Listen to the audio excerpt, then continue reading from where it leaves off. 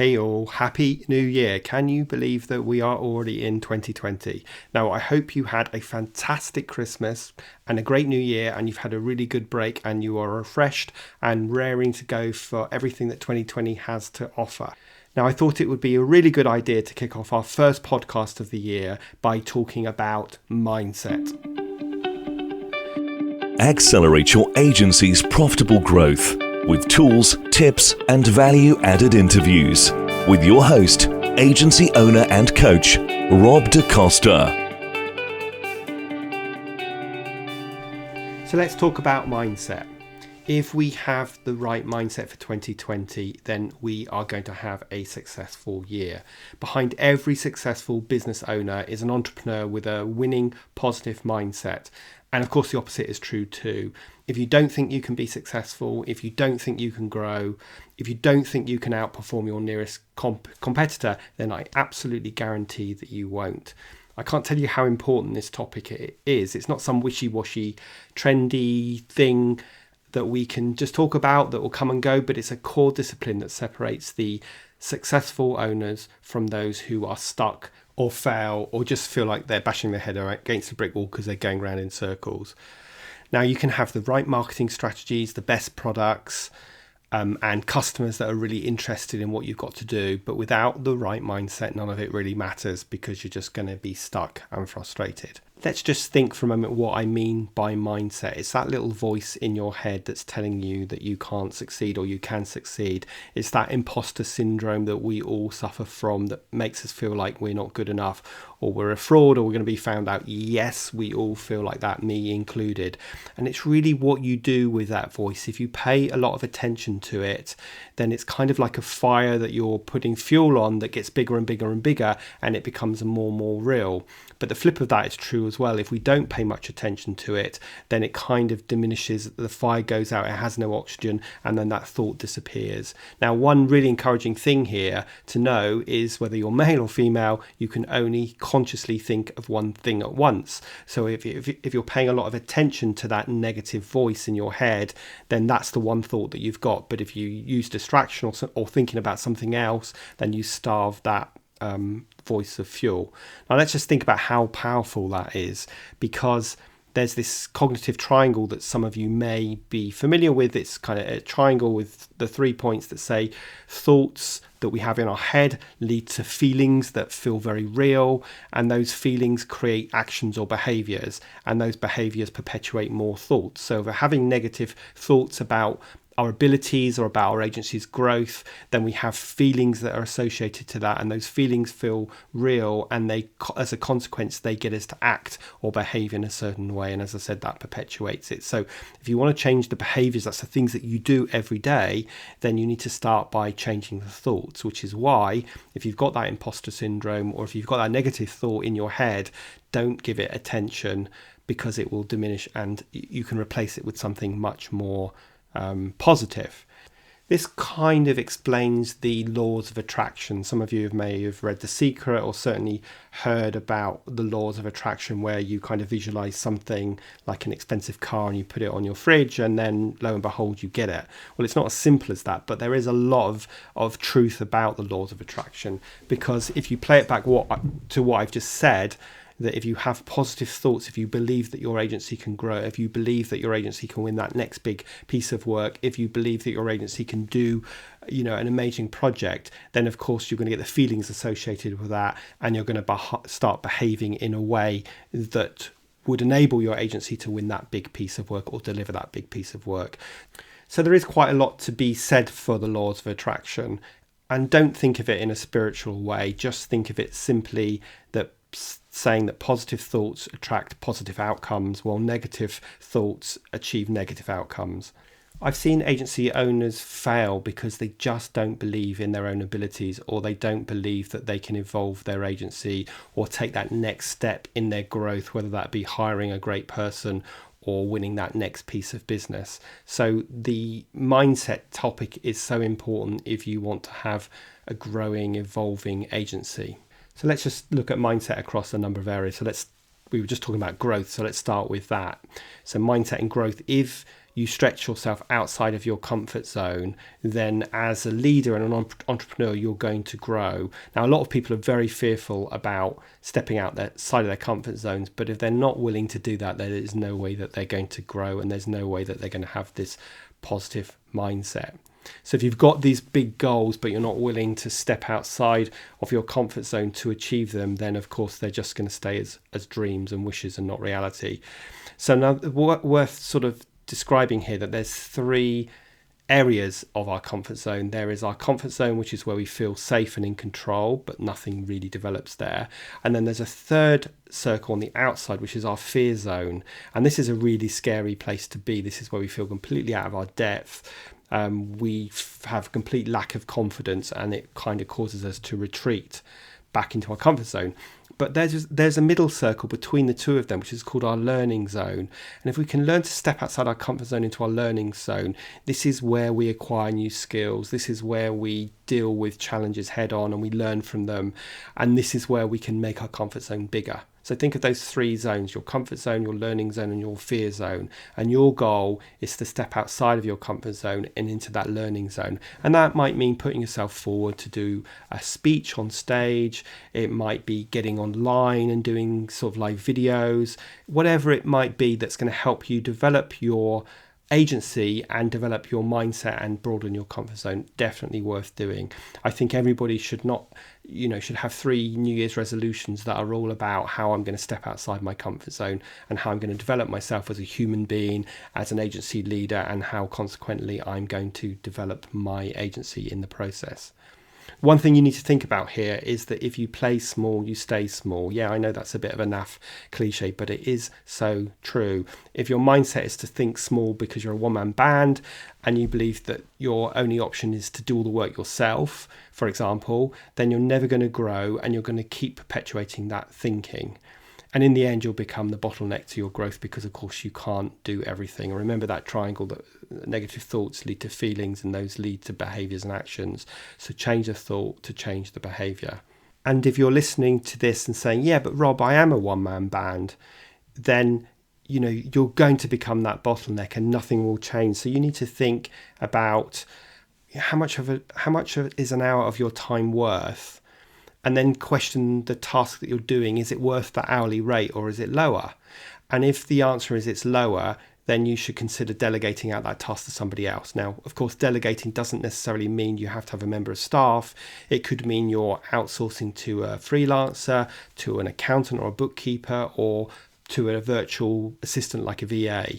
So just think about that fact that if the task that you're doing is worth less than your hourly rate, that notional hourly rate, then you should be outsourcing it. And that's one way that you're going to expand your agency and expand your mindset as well, leaving you to do those things that only you can do. That's what we should all be doing. When I talk about delegating, you have to be thinking about, am I doing the things that only I can do that is going to move my agency forward, or am I doing other tasks because they're nice distractions, because I can do them, I enjoy doing them, or because by doing these smaller tasks, they stop me doing the bigger tasks that are going to move me forward. So let's move on to talk about mindset and your marketplace. Confidence in yourself and the service you offer is key. So you mustn't undervalue or underestimate what you offer your clients. And if you do, it's going to be even more challenging for you to authentically convey the value to a potential client and ultimately sell that service or product that you believe in at the price that you believe it's worth. If you've got that mindset of being a small player in your marketplace, or believing that you can only ever target small clients, for example, to provide your service to, then that's what you will always have. I'm going to keep coming back to that triangle. Thoughts lead to feelings and feelings lead to behaviours. And if your thoughts are small, your behaviours will be small as well.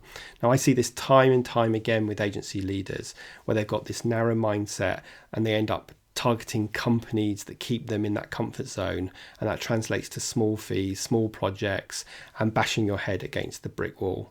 However, if you believe you can provide a fantastic service to the top end of your market, now I don't mean large companies necessarily, but just customers that really get you and value the service that you offer, then you're going to have the confidence to target those customers in your sales and marketing efforts, and you're going to be taking significant steps towards delivering your vision for 2020. Now, talking about valuing what you do, I want to talk about mindset and pricing. So I appreciate that knowing what to charge and then confidently asking your potential customers for that fee can be challenging, but not when you have the right mindset. Now, I often work with clients who have been undervaluing what they do and therefore underpricing their services because they fear that if they charge a higher fee, they'll lose their client, that prospect, or the client will go to the competition. And when you've got this mindset, it's easy just to get your head down and completely undervalue the product or service that you're delivering your client. However, the more you are aware of the value you deliver, the easier it will be for you to charge what you're really worth and also attract those clients that are more than happy to pay for it. If you ever doubt yourself, ask yourself this: what are the core benefits my clients experience by working with me? Now, this is value-based selling, which is a topic for a future podcast, because anyone that knows me knows that I am standing on my soapbox all day long talking about value pricing and value selling. But in this context of mindset, it does offer you a way of having less stress in your agency.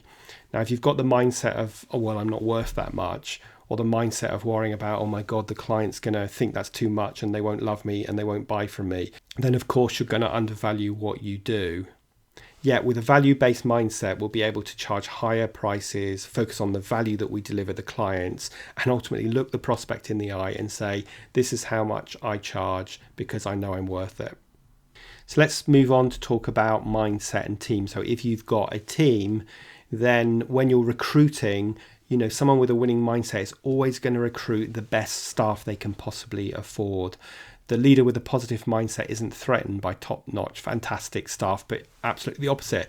They're delighted to be able to delegate as much as possible and have these team members chomping at the bit and nipping at their heels to take on more work. Yeah, I've seen people hiring second-best candidates just because they feel like they'll be easier to manage. They feel less threatened by them.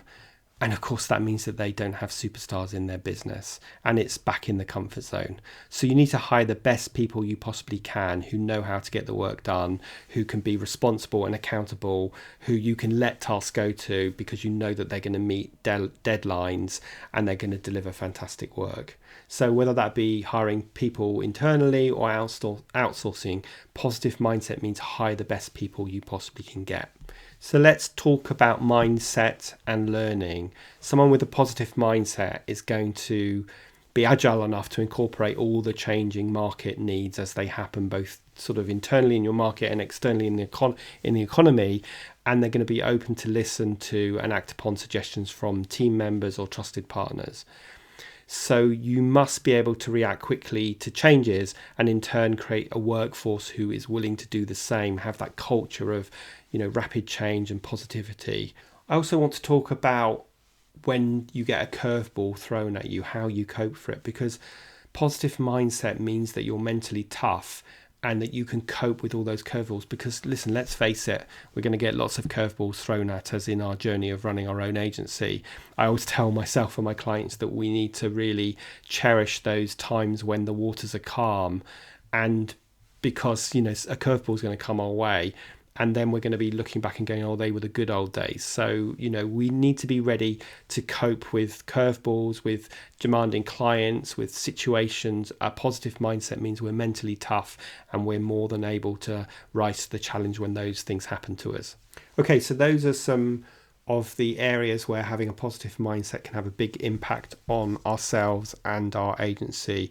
And I just want to remind you of this importance of this, because thoughts lead to feelings and feelings lead to actions and behaviours. So change the thought, get a positive mindset, and you're going to create a positive set of actions for you. So let's just talk now about some strategies to help you grow your agency and yourself by having a positive mindset. And the first thing I want to talk about is the importance of keep learning. It doesn't matter where you are in your career, we all need to keep learning. I learn every single day. Learning for me keeps things fresh, it keeps me inquisitive, it gets me to learn new things, and yes, at times it can be frustrating, but it's also really rewarding as well. Now, I know personally if I don't keep evolving, I get bored, so learning is super important for me. And let's face it, we all exist in a rapidly changing market. There's new channels of communications, new technologies, new software we can use. And these are happening every day. So it's vital that we keep learning. Agencies everywhere are experiencing lots of changes in technology, in the new channels to reach their customers, new ways of developing things, and of course, new demands that customers are placing on us. So we need to keep learning. We need to stay on top of that. We need to stay at the forefront of that so that we can make ourselves look different. We can offer sort of game-changing, market-leading solutions to our customers. This isn't about trying to reinvent the world. It's just about keep learning, keep maintaining that learning mindset, and just dedicating a little bit of time every week to doing some continuous learning, both for yourself and your team. So I would say make sure that you make time for your team members and for you to keep learning. If it's an hour a week where you say, this is a time where I'm just going to do some learning and then I'm going to think about how I can integrate what I've learned into my agency, you're going to be on a good step forward. Now, the other kind of learning that we need to do is to be learning from our mistakes, because a growth mindset has a different relationship with how we receive and process those mistakes or criticisms and the ability to learn from them. However, someone who's got kind of a negative fixed mindset will always look at those mistakes and see themselves as a failure, convince themselves of that negative thinking, I'm no good at this, so I should avoid it, and then retreat into their comfort zone. Remember, we can only think of one conscious thing at once. So if we're letting this imposter syndrome kind of dominate, and then we make a mistake or something happens or a client gives us bad feedback, then we just give fire to that negative voice that says, yep, there we go, I told you so. And we retreat back into our comfort zone, which is why you need to not be paying too much attention to that negative voice and finding your strategies for turning it down. And also acknowledging that we all suffer from that imposter syndrome at times. It's what we do with it. That's the key thing I tell everybody. We've all got that voice. It's what do you do with it? Do you let that voice be a critic, or do you let it be a coach? If it's a critic, it's going to keep you in your safe comfort zone, and you're never going to learn, and you're never going to develop, and you're not going to have a winning mindset.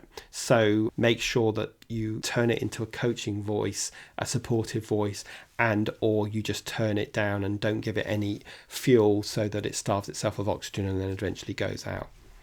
And one of the ways that we can keep developing is by getting some support. So get a coach or a mentor or a non-exec, or just someone that you trust who's been there and done it.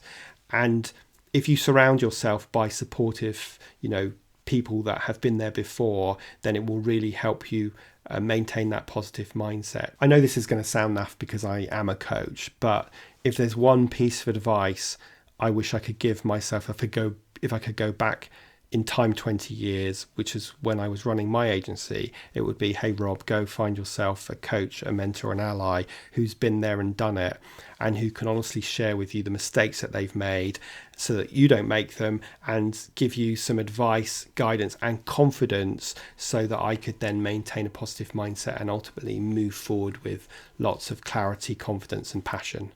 The third tip I want to talk about in terms of developing a positive mindset is to make sure that you see failure as an opportunity to learn. As children in our early life, we often experience a lot of failure, and not winning tends to have a stigma attached to it, and it invites us to consider that we failed. Now, often these external views tend to define our self-worth, and that kind of teaches us not to be a risk taker. But it's worth remembering that failure is not a personality characteristic, it's an external event that happens to us. Successful entrepreneurs know how to build on failure and use it as a strategic tool to accomplish their goals and ultimately become great leaders. However, fear of failure will limit your possibilities and keep you in your comfort zone. So instead, see it as an opportunity to learn and gain the experience you need to thrive in your ever-changing agency. Think of it this way, that every time you make a mistake and you learn from it, it's a stepping stone towards delivering your vision. I remember being told this story once about a call centre that had 100 people calling, doing some kind of telesales, and there were two people out of that 100 that were superstars. And so they brought these two people out to try and understand what is the difference between them and the other 98 people. And when they looked at these people and examined their mindset, they discovered that it took 10 phone calls on average to get to a successful yes from a customer.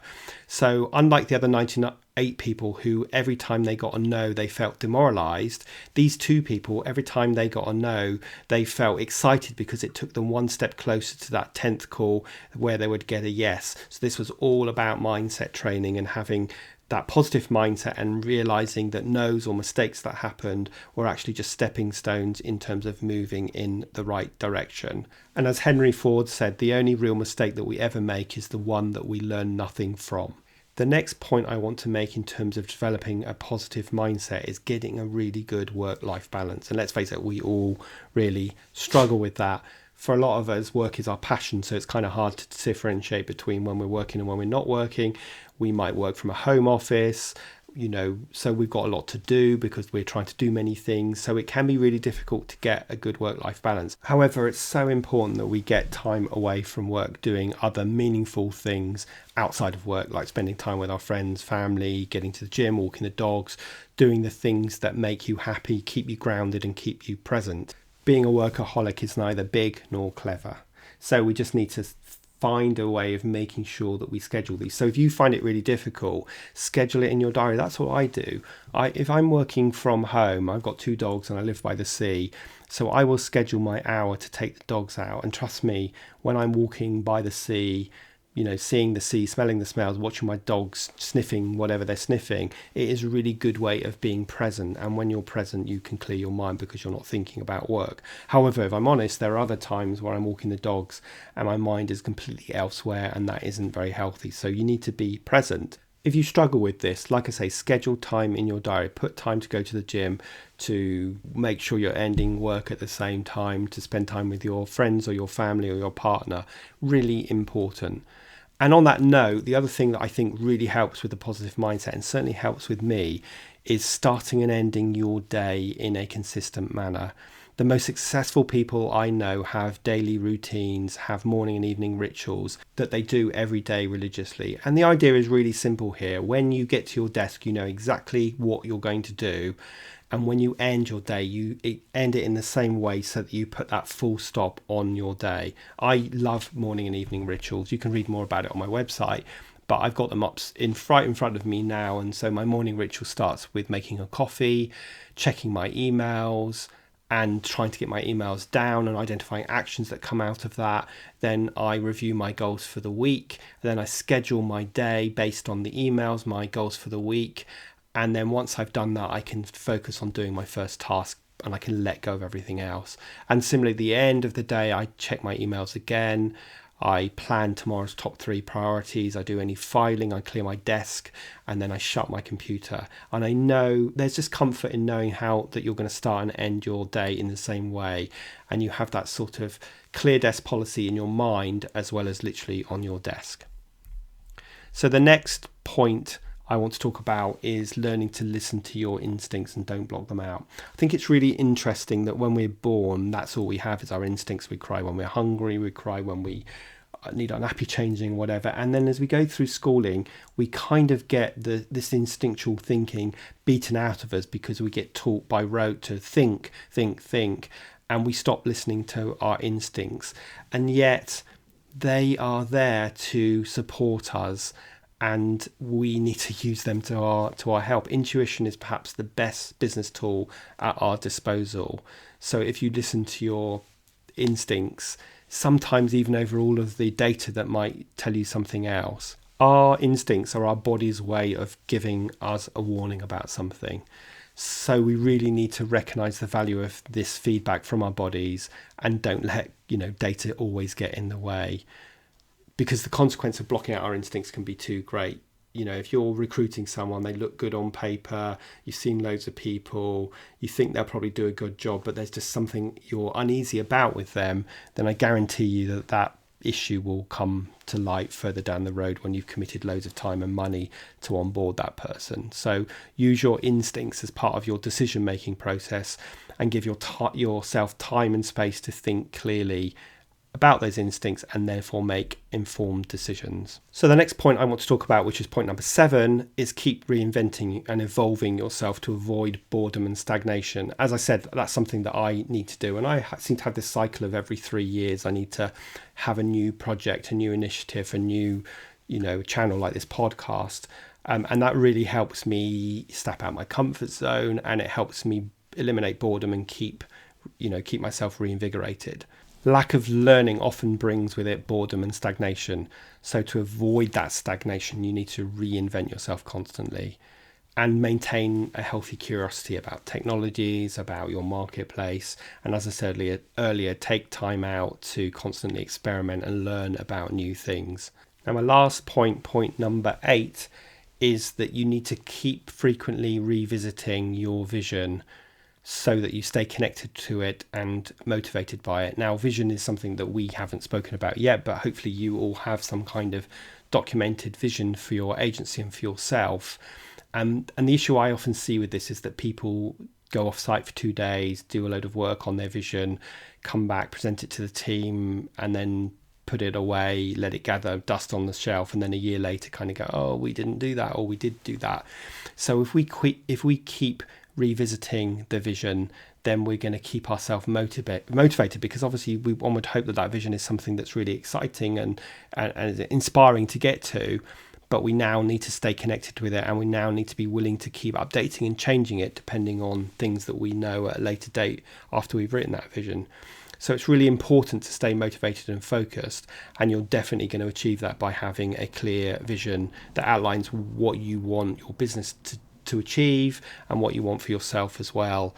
And as I said, visions often fail for 2 reasons: because they're written once a year, and because the business leaders don't review them frequently enough and keep them up to date and keep them a dynamic live document. So if you want to stay connected to your vision, have that positive mindset that's future looking, then you need to make sure that you've invested enough time to not only write it, but communicate it and stay connected with it too. Okay, so they're my 8 key points that hopefully are practical takeaways for you to go and start thinking about and implementing.